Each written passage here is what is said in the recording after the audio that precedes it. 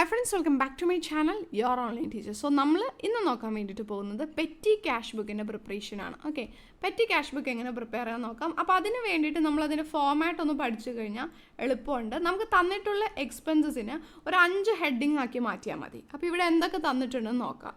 അതായത് ഇതിൽ പറയുന്നുണ്ട് പെറ്റി ക്യാഷ്യർ 3000 rupees ആദ്യത്തിൽ തന്നു എന്ന് പറയുന്നുണ്ട്, അത് ഓർമ്മയിൽ വേണം. ഓട്ടോ ഫെയർ ഉണ്ട്, കാർട്ടേജ് ഉണ്ട്, കൊറിയർ ചാർജ് ഉണ്ട്, telephone charge, postage, speed post, refreshment, office stationery, അങ്ങനെ നമ്മൾ ബസ് ഫെയർ, കാർട്ടേജ്, അങ്ങനെ എല്ലാ എക്സ്പെൻസും നോക്കുന്ന സമയത്ത് നമുക്ക് ഈ എക്സ്പെൻസിനെ 5 ഹെഡിങ് ആക്കി മാറ്റാൻ പറ്റും. അതായത് പോസ്റ്റേജ്, ടെലിഫോൺ ചാർജ്, ട്രാവലിംഗ് എക്സ്പെൻസിനുള്ള ഓട്ടോ ഫെയറും ബസ് ഫെയറും ഒക്കെ ഇടാം. പിന്നെ സ്റ്റേഷനറി, ഇതിലൊന്നും വരാത്തത് മിസലേനിയസ് എന്ന് പറഞ്ഞാൽ 5 ഹെഡിങ് ആക്കി. ഞാൻ എൻ്റെ ഫോമാറ്റ് നോക്കി, amount received, date, particulars, voucher number, amount paid, analysis of payment എന്ന് പറഞ്ഞിട്ട് 5 ഹെഡിങ് നമ്മൾ എഴുതി. ദെൻ ഇവിടെ നമ്മളോട് ആദ്യത്തിൽ പറഞ്ഞിരിക്കുന്നത് എന്താണ്? ആദ്യത്തിൽ പറഞ്ഞിരിക്കുന്നത്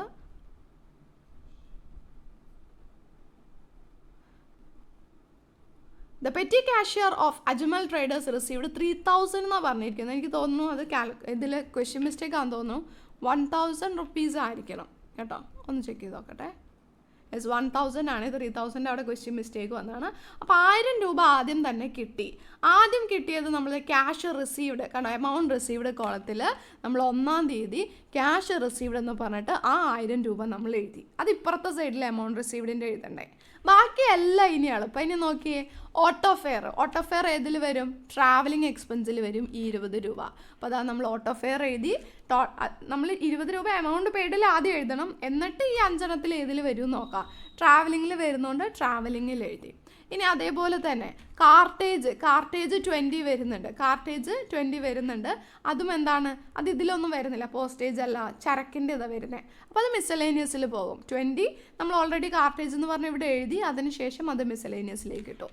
ദെൻ ഇനി അടുത്തത് കൊറിയർ ചാർജസ്, അത് ഏതിൽ വരും? പോസ്റ്റേജിൽ വരൂലേ. കൊറിയർ ചാർജ് 60 രൂപ.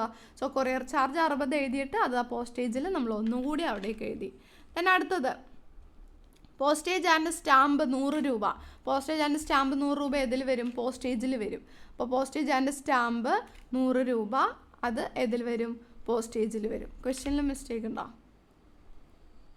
പോസ്റ്റേജ് ആൻഡ് സ്റ്റാമ്പ് 70 രൂപ.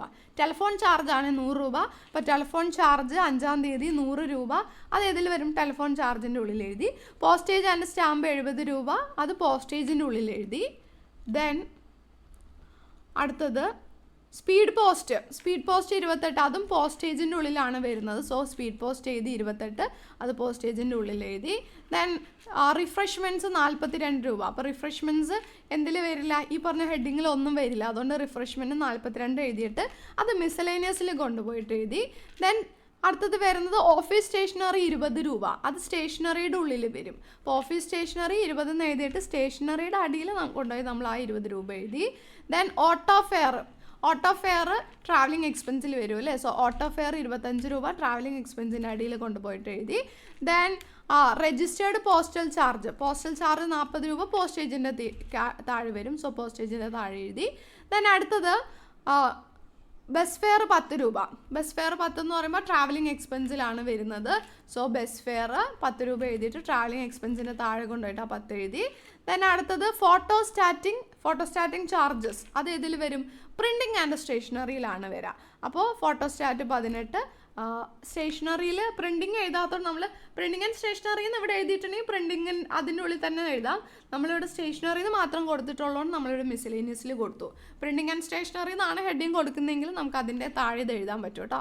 ദെൻ അടുത്തത് ഓട്ടോ ഫെയർ 30 രൂപ ഏതിൽ വരും? ട്രാവലിംഗ് എക്സ്പെൻസിൽ വരും. ഇവിടെ എഴുതിയിട്ട് ട്രാവലിംഗ് എക്സ്പെൻസിൻ്റെ താഴെ 30 രൂപ എഴുതി. ദെൻ കാർട്ടേജ് 27, അത് മിസലേനിയസിൽ വരും. കാർട്ടേജ് 27 എഴുതിയിട്ട് മിസലേനിയസിൽ കൊണ്ടുപോയിട്ട് അത് എഴുതി. ദെൻ അടുത്തത് ടെലിഫോൺ ചാർജ് 30 രൂപ, അത് ടെലിഫോൺ ചാർജിൽ തന്നെ വരും. ടെലിഫോൺ ചാർജ് 30 രൂപ അവിടെ എഴുതി. ദെൻ അടുത്തത് കൊറിയർ ചാർജ് 20 രൂപ. കൊറിയർ ചാർജ് പോസ്റ്റേജിൻ്റെ കീഴിലാണ് വരുന്നത്. പോസ്റ്റേജിൻ്റെ കീഴിൽ എഴുതി. ദെൻ അടുത്തത് ഓഫീസ് സ്റ്റേഷനറി 50 രൂപ. ഓഫീസ് സ്റ്റേഷനറി 50 എഴുതി, അത് ഏതിൻ്റെ കീഴിൽ വരും? സ്റ്റേഷനറിയുടെ കീഴിൽ വരും. Then last one bus fare 18, അത് ട്രാവലിംഗ് എക്സ്പെൻസ് ആണ്. സോ ബസ് ഫെയർ 18 ട്രാവലിംഗ് എക്സ്പെൻസിൻ്റെ കീഴിൽ എഴുതി. ഇനി ഇതെല്ലാം ഒന്ന് ശ്രദ്ധിച്ച് നോക്കി ഇതിനെ എങ്ങനെ ബാലൻസ് ചെയ്യാമെന്നുള്ളത് പറയാം. ബാലൻസ് ചെയ്യാൻ വേണ്ടിയിട്ട് ആദ്യം നമ്മൾ ഈ 5 ഹെഡിങ് ആക്കി മാറ്റിയതുണ്ടല്ലോ, അത് ജസ്റ്റ് വെറുതെ ടോട്ടൽ ചെയ്യാം. 218, 130, 103, 70, 107 എന്ന് പറഞ്ഞിട്ട് ഈ 5 ഹെഡിങ്ങിൻ്റെ ടോട്ടൽ പോസ്റ്റേജിൻ്റെയും ടെലിഫോണിൻ്റെയും ട്രാവലിങ്ങിൻ്റെയും സ്റ്റേഷനറിയുടെയും മിസലേനിയസിൻ്റെയും ടോട്ടൽ നമുക്ക് കിട്ടി. ദെൻ അതെല്ലാം കൂടി ആഡ് ചെയ്യാം. അതെല്ലാം കൂടി ആഡ് ചെയ്യുമ്പോഴാണ് നമുക്ക് ഈ 628 കിട്ടുന്നത്. ഓക്കെ, ഇനി നമ്മൾ കുറച്ച് സ്പേസ് വിട്ടിട്ട് ടോട്ടൽ ലൈൻ വരയ്ക്കാം. ടോട്ടൽ ലൈൻ വരച്ചു. ഓക്കെ, 1000 രൂപ എമൗണ്ട് റിസീവ്ഡ് എന്ന് പറഞ്ഞിട്ട് നമ്മളിവിടെ എഴുതി വെച്ചിട്ടില്ലേ, അതാണല്ലോ ഏറ്റവും വലുത്. സോ 2 സ്ഥലത്തും 1000 രൂപ എന്ന് എഴുതി. അതിൽ നിന്നായി 628 കുറച്ചപ്പോൾ 372 കിട്ടി. അതാണ് ബാലൻസ് ക്യാരി ഡൗൺ.